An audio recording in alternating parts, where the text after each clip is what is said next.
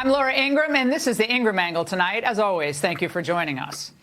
Fanny lines blurred. That's the focus of tonight's angle. Today, over several hours in an Atlanta courtroom, we saw why allowing a county DA to bring charges against a former U.S. president is absurd and destructive. Now, Fannie Willis is a leftist who thought that this case would catapult her to political fame, maybe even the Senate or governor's mansion, because it would be Fanny, the Trump slayer. And she was so full of herself, she thought no one would notice when she hired her married boyfriend as her lead Trump investigator. Now, just to refresh everyone on the timeline here. On New Year's Day 2021, Ms. Willis started as Fulton County DA, and then the next month, 40 days later or so, February 10th, she opens the criminal investigation into the Trump election interference claim. And then, months later, by November 1st, she hires her friend, Nathan Wade, as a very special prosecutor. And then the next day, he files for divorce from his wife. Now, of course, Willis and Wade didn't expect that his divorce proceeding would become an issue in the Trump case. But at today's hearing, Judge Scott McAfee was considering whether the affair between the two created a conflict of interest that should knock them both off the case. Today, Nathan Wade took the stand on the question of who paid for their pleasure trips. Did you take a trip with Miss Willis in 2023 to Belize? I did. Did you take a trip to California with Miss Willis in 2023? I did.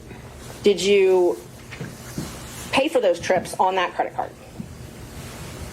I used the credit card to book the travel, but understand. She paid you back cash. Well, let me say this. Let's take the Belize trip, for example, since you started there. That was a birthday gift to me, so I paid nothing for that trip. Zero. Okay. So the charges that are on your card, she gave you cash for? She did. Okay. Cash. Now, we're supposed to believe that Fannie Willis was carrying around just large amounts of cash. Of course, cash is not traceable. Now, when the DA unexpectedly appeared on the stand today, she did address this, or tried to. I know he initially paid for it. Did you pay him back? For the cruise and for Aruba. Yeah, I gave him his money before we ever went on that trip. You gave him cash before you ever went on the trip? Mm-hmm. Later in the afternoon, Trump attorney Steve Sato revisited the cash question. I'm asking you whether or not those payments would be reflected on credit card bills of yours. So there was about $500 that I think is reflected on a debit card. What my recollection is I took about $4 in cash with me to that. 400 or 4,000? 4,000. 400 or 4,000. And she answered 4,000. Now, who carries around that kind of cash? Well, Fannie does.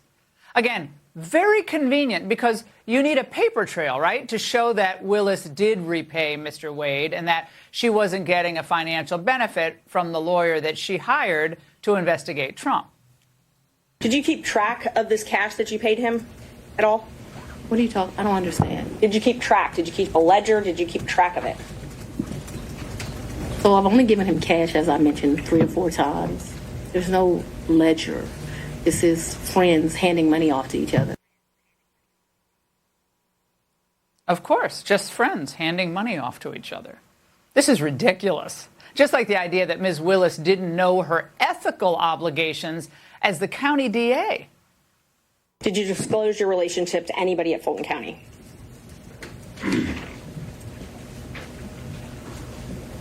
No, I don't think so. Are you aware that Fulton County requires you to disclose any relationship with someone that you're doing business with? I'm not aware.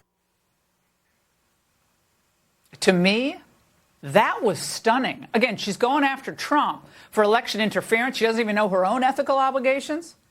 Now, but that was on top of many other stunning moments today where both witnesses appeared evasive and at times very argumentative, even belligerent, with glaring memory lapses about events that most people wouldn't easily forget. How many times Mr. Wade visited you at the condo between the time you moved in and prior to November 1 of 2020? I don't think often, but I don't want to speculate. Can we say More than 5? More than 10? Let's say more than 10, but I'm not sure that that's even accurate. What about any other prosecutor that's involved in the prosecution of this case? I don't think any of them have.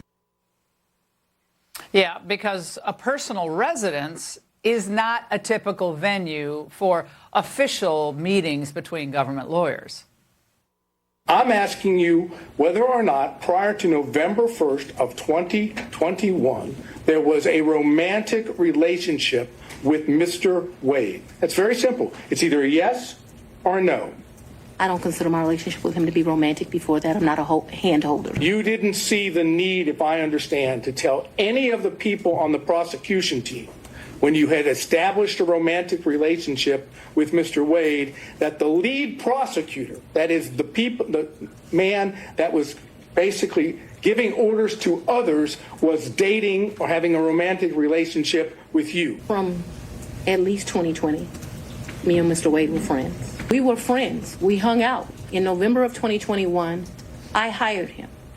I do not consider our relationship to have become romantic until early of 2022. The romantic relationship ended before the indictment was returned, yes or no? To a man, yes. Well, to a man, yes. To you, no? To a man, yeah. What? Now, women across America are laughing because every woman I've ever met remembers vividly when a relationship starts. She said, well, it started between February and sometime in April. Bizarre.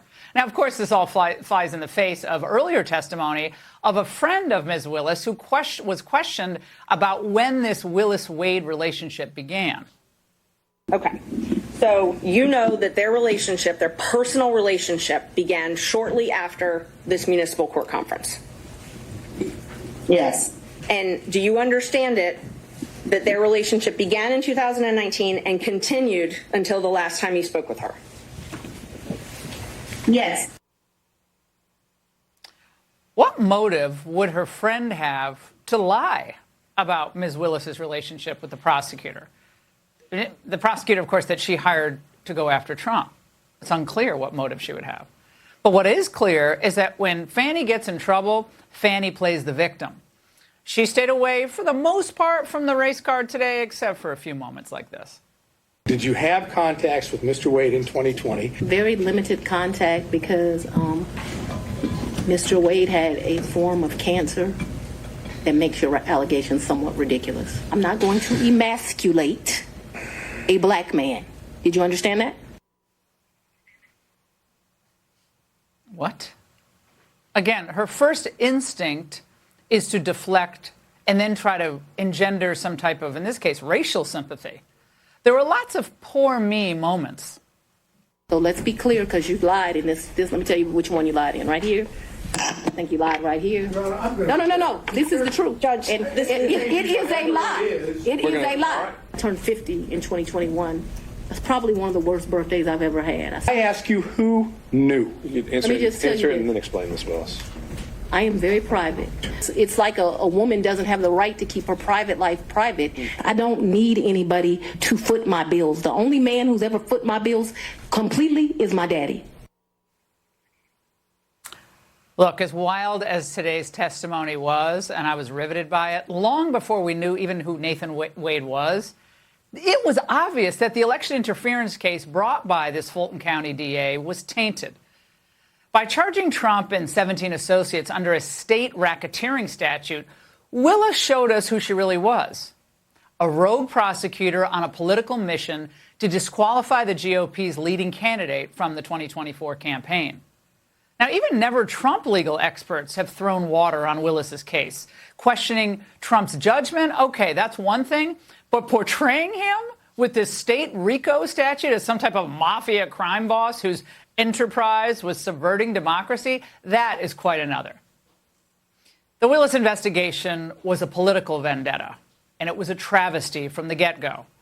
There are plenty of low-life radicals across the country who want Trump off the political scene, but they shouldn't have the power to prosecute and be paid by state taxpayers or have any power to interfere with the 2024 presidential election, because that's election interference, and that's the angle.